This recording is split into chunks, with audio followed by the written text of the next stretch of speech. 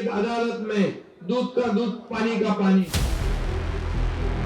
कभी ऐसा होता किसी ने दिया नहीं। आज भी मैं कहता हूँ मैं हिंदू हूँ, मैंने हिंदुत्व कभी छोड़ा नहीं है और ना ही छोड़ूंगा। जिम्मेदार तो मतलब शिवसेना ही उद्धव ठाकरे जी और संजय राउत जी इसके लिए जिम्मेदार है। एक एक्सपेरिमेंट किया जो फेल हो गया, चलो दूसरा करते हैं। मेरे मन में जो आता है वो मैं बोल देता हूँ। ये बदली हुई मुंबई जो आज दिख रही है, 25 साल में उद्धव जी ने कुछ नहीं किया।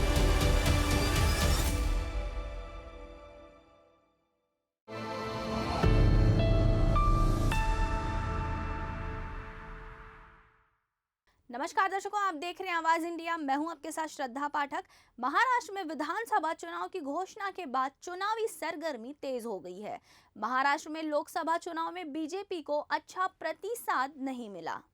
बीजेपी ने इस बार दलित और पिछड़ों को आकर्षित करने के लिए उत्तर प्रदेश के पूर्व डीजीपी और राज्यसभा सदस्य ब्रजलाल को महाराष्ट्र के चुनावी मैदान में प्रचार में उतारा है। मुंबई में प्रेस कॉन्फ्रेंस के जरिए ब्रजलाल ने महाविकास अघाड़ी पर निशाना साधते हुए कई गंभीर आरोप लगाए हैं। ब्रजलाल ने निशाना साधते हुए कहा, इस बार भीम की राजनीति का झूठा नैरेटिव नहीं चलेगा।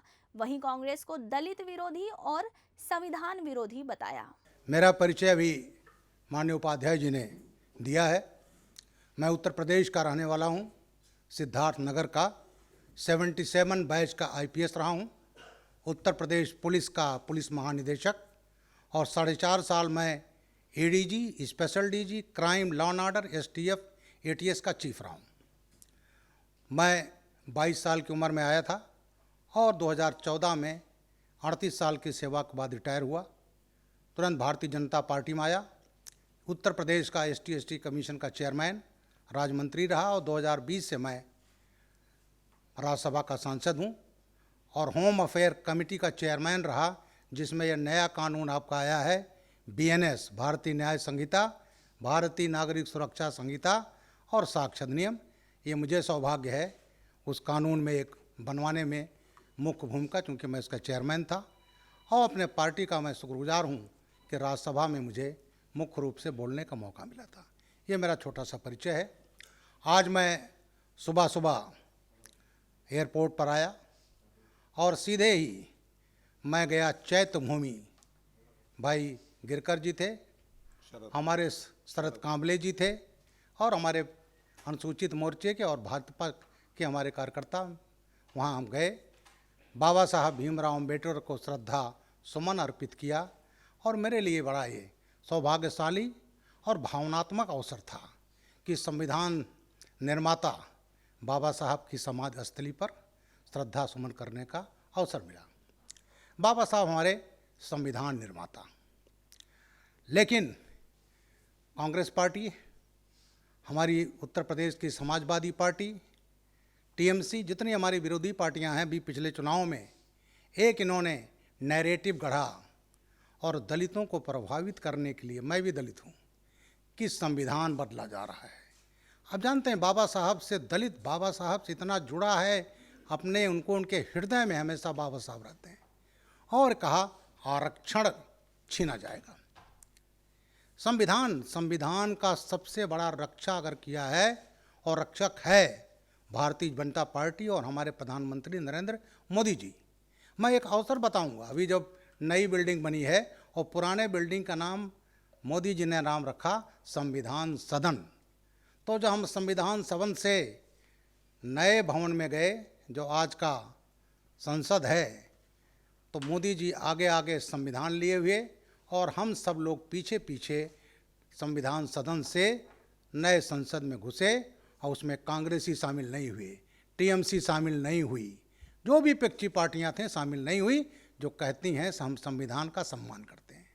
संविधान का सबसे ज़्यादा नुकसान अगर किया है तो कांग्रेस ने किया है। संविधान, हम जब वहाँ गए 77 में ट्रेनिंग में, तो हमको 2 अमेंडमेंट पढ़ाए जाते थे, लंबा हो जाएगा इसलिए बता दूं। Keshavananda Bharati case, Golaknath case.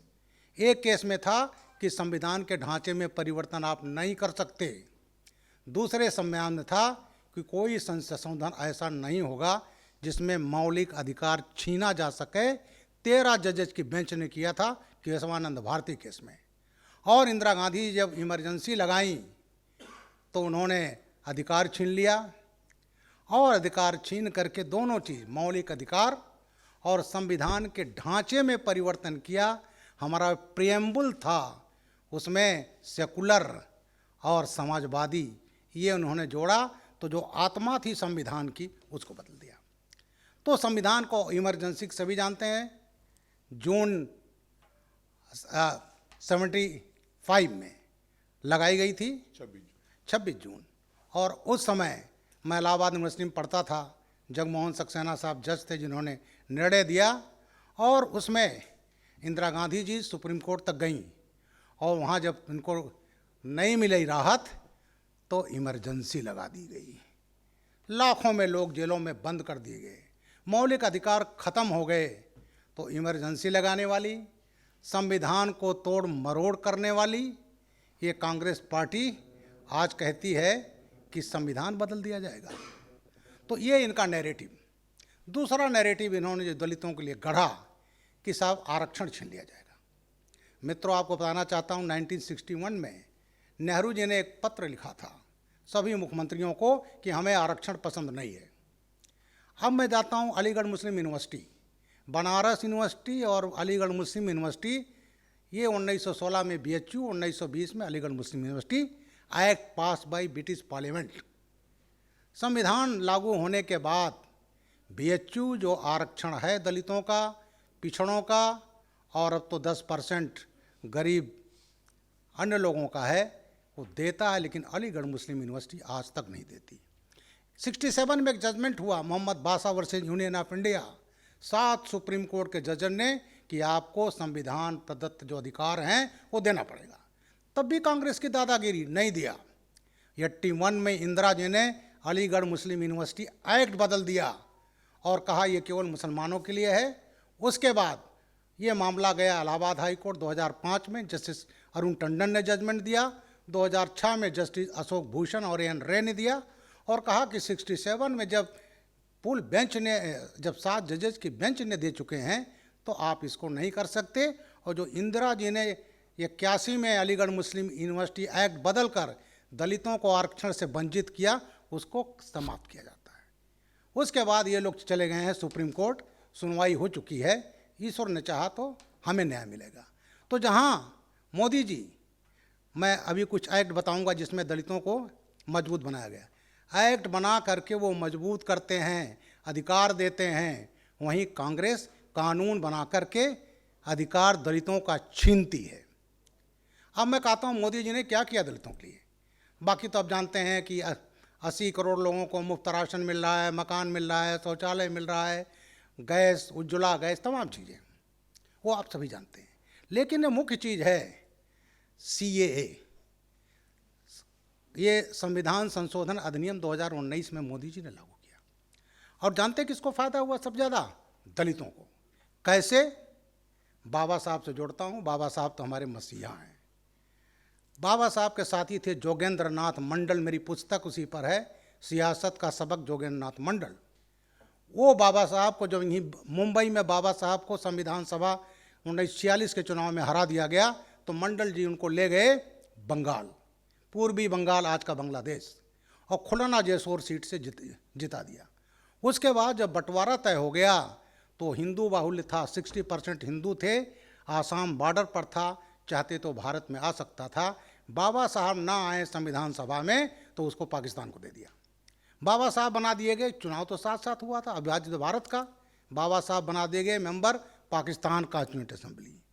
उसके बाद फिर ब्रिटिश सरकार के दबाव पर MR जायकर की सीट खाली कराई गई मुंबई में, और तब बाबा साहब चुनकर संविधान सभा में पहुँचे। तो ये बाबा साहब का अपमान करने वाले, इंदिरा जी ने खुद को दे लिया भारत रत्न, नेहरू जी ने खुद दे लिया भारत रत्न, लेकिन संविधान निर्माता को इन लोगों ने भारत रत्न लायक नहीं समझा। फिर मार्च 1990 में जब BP सिंह की सरकार आई और BJP ने मदद किया उसको बनाने में, तब बाबा साहब को भारत रत्न मिला। तो ये लोग बाबा साहब के विरोधी, हमारी एक पार्टी है तो हमारे प्रदेश में समाजवादी पार्टी, बाबा साहब की सबसे घोर विरोधी।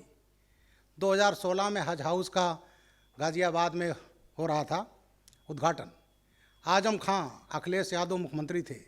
आजम खां का ये मूर्तियां जो उंगली उठाए खड़ी हैं, कह रही हैं वो सामने वाला प्लाट भी हमारा है और जहां हम वो भी हमारा है। तो इस तरह से बाबा साहब को लैंड माफिया बनाया। अब आता हूं जोगेंद्रनाथ मंडल।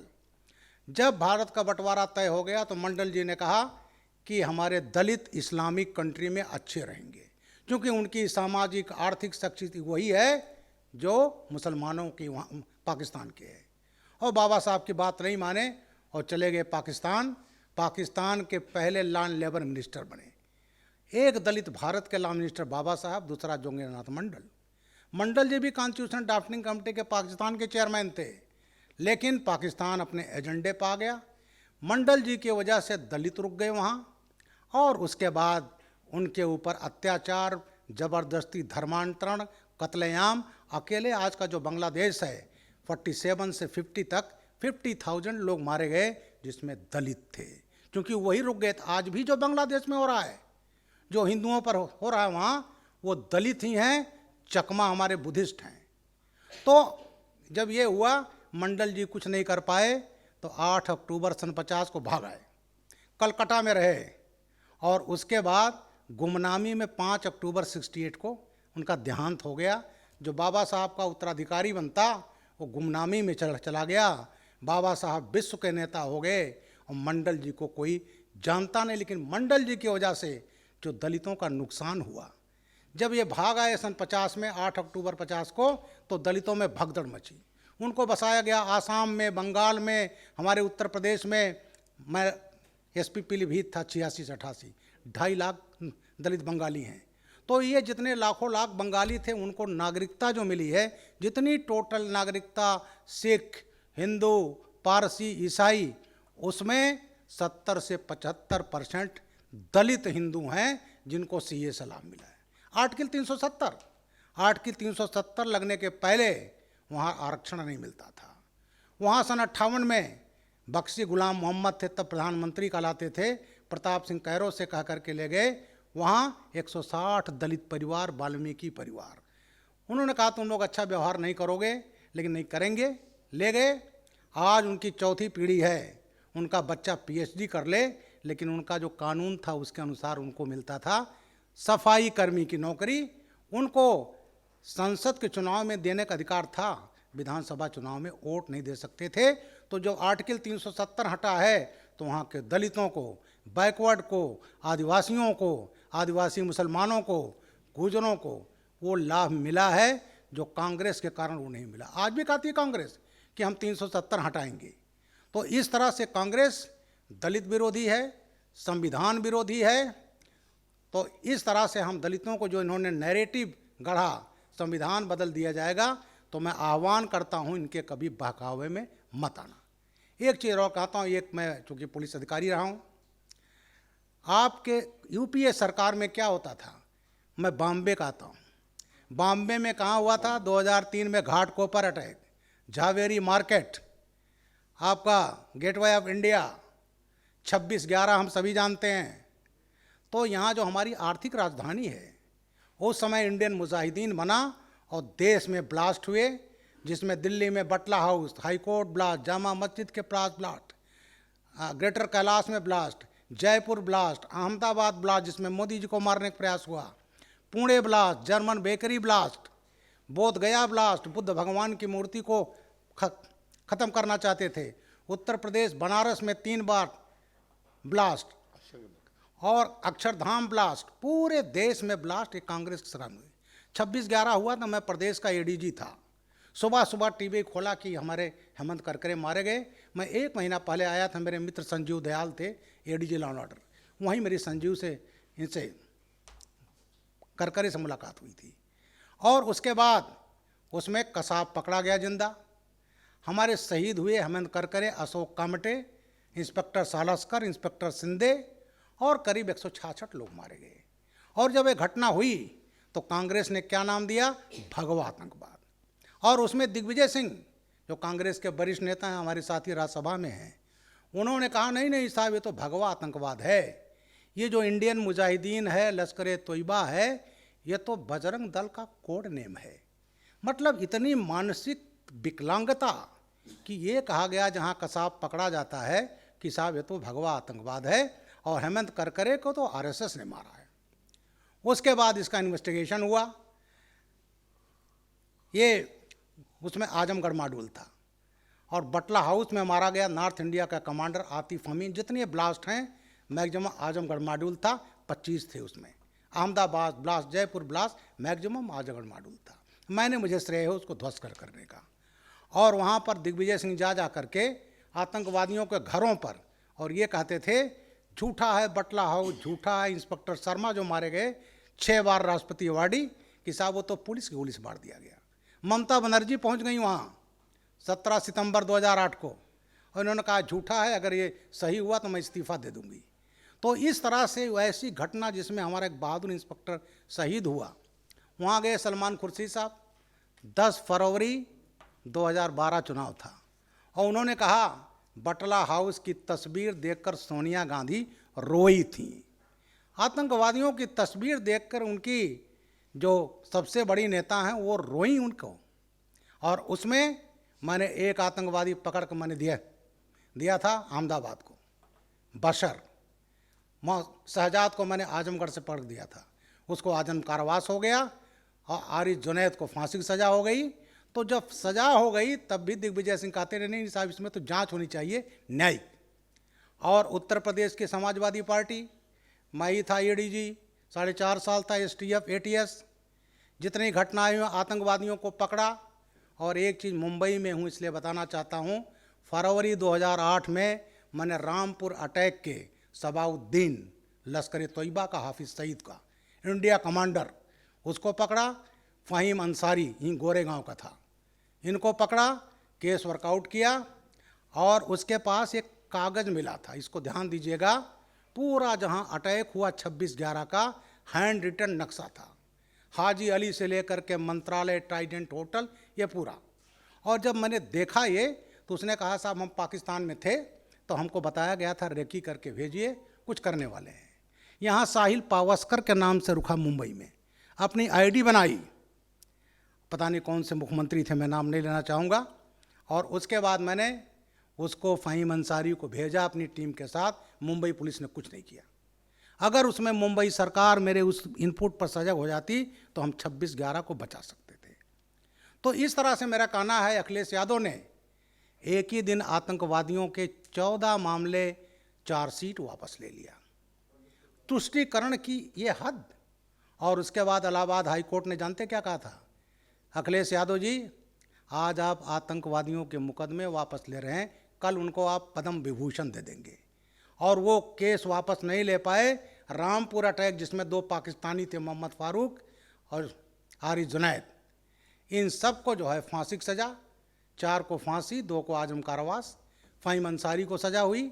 तो मेरा ये कहना है कि जितनी घटनाएं हुई, इसरत जहां आप जानते हो मुंब्रा की लड़की रहने वाली, उसको सब लोग अरे साहब वो तो जो है हमारी बेटी है, लग गए। और जब कोलमैन डेविड हेडली पकड़ा गया 2007-8 में 5 बार आया था, रेकी किया।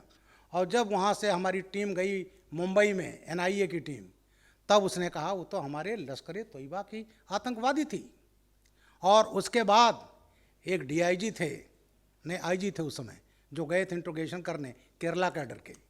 और उसके बाद आकर जो रिपोर्ट दिया तो उस समय के गृहमंत्री, नाम नहीं लूँगा, कांग्रेस के थे, तो उन्होंने कहा बदल दो रिपोर्ट। उनका नहीं साहब ये नहीं हो सकता। तो उसके बाद तुरंत ही वापस केरला कैडर भेज दिए गए।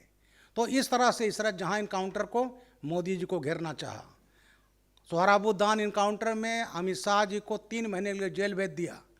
और ये कोशिश करते रहे कि किस तरह मोदी जी को इसरत जहां इनकाउंटर में वो सब जिसान था, राणा था और ये था परवेज पिल्लई और वो मुस्लिम जावेद हो गया था, इन सब को आतंकवादी थे।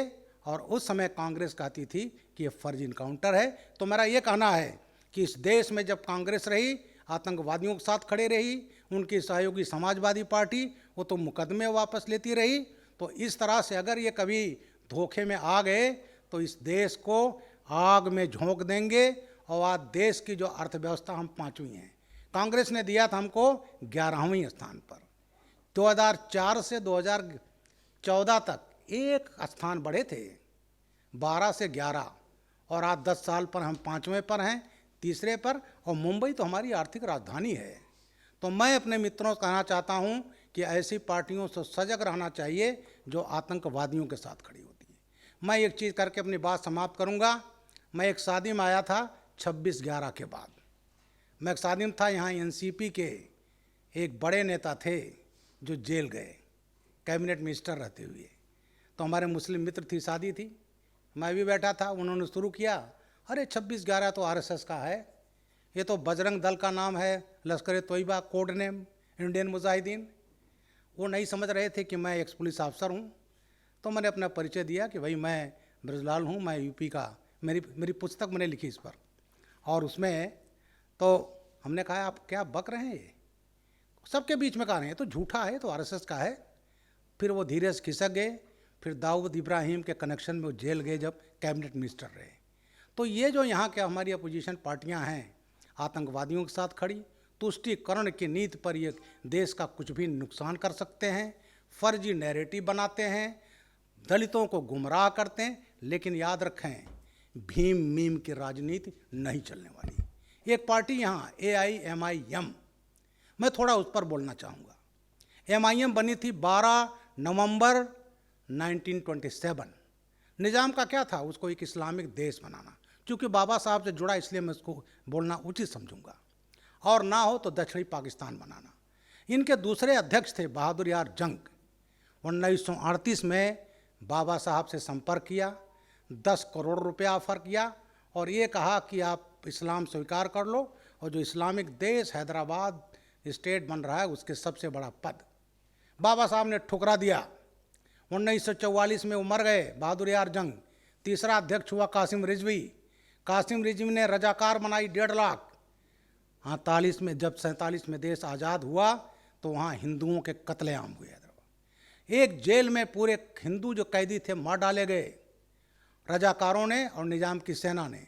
तब सरदार पटेल ने भेजी थी आर्मी, और मुझे गर्व है कि उत्तर प्रदेश की PAC भेजी गई थी, प्रोविंशियल आर्म्ड कॉन्स्टेबलरी, जिसका मैं 4 बार कमांडिंग ऑफिसर भी रहा हूँ और DG भी रहा हूँ। वहाँ गए तब हैदराबाद को हम लोगों ने वापस लिया। कासिम रिजवी गिरफ्तार हुआ। नेहरू जी ने पाकिस्तान से समझौता कर सन 56 में उसको पाकिस्तान भेज दिया। और उसके बाद जो आज के अध्यक्ष हैं माननीय ओवैसी जी, इनके दादा, फिर सन 75 से इनके पिताजी, और 2008 से अध्यक्ष हैं। तो ये बात करते हैं कि दलित मुस्लिम, अरे मैक्सिमम जहाँ बांग्लादेश में कत्ल हुआ दलितों का, और जो हैदराबाद में इनकी पार्टी ने किया, रजाकारों ने किया, कत्लेआम किया, आज वो कहते हैं। तो इनके साथ ये जो भ्रमित करते हैं कि दलित मुस्लिम बैकवर्ड मिल जाएं तो राज करेंगे, उसका example Jogendra Nath Mandal, first law minister of Pakistan, वो फार्मूला फेल हो गया। और वहाँ हमारे दलित, हमारे बुद्धिस्ट, ईसाई जो भी हैं बांग्लादेश में, जो उनके ऊपर अत्याचार हो रहा, कत्लेआम, उसी का परिणाम है। तो हमें मित्रों, लोगों को ये सावधान हो जाना चाहिए कि ये राजनीति का जो प्रयोग किया गया कितना विनाशकारी रहा, और ख़ासकर दलितों के लिए।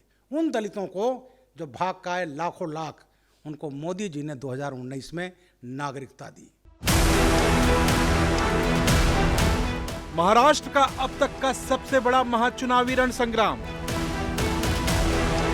महाराष्ट्र के चुनावी महाभारत में किसकी होगी जीत, किसकी होगी हार? महाराष्ट्र की जनता किसका देगी साथ? क्या महाविकास आघाड़ी का पूरा होगा सपना, या फिर महायुति फिर बनाएगी सरकार? महाराष्ट्र के किस नेता के सिर पर सजेगा मुख्यमंत्री का ताज? देखिए महाराष्ट्र विधानसभा चुनाव से जुड़ी हर अपडेट सिर्फ और सिर्फ आवाज इंडिया टीवी पर।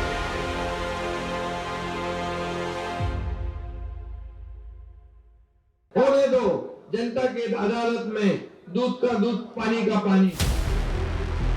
कभी ऐसा होता किसी ने दिया नहीं।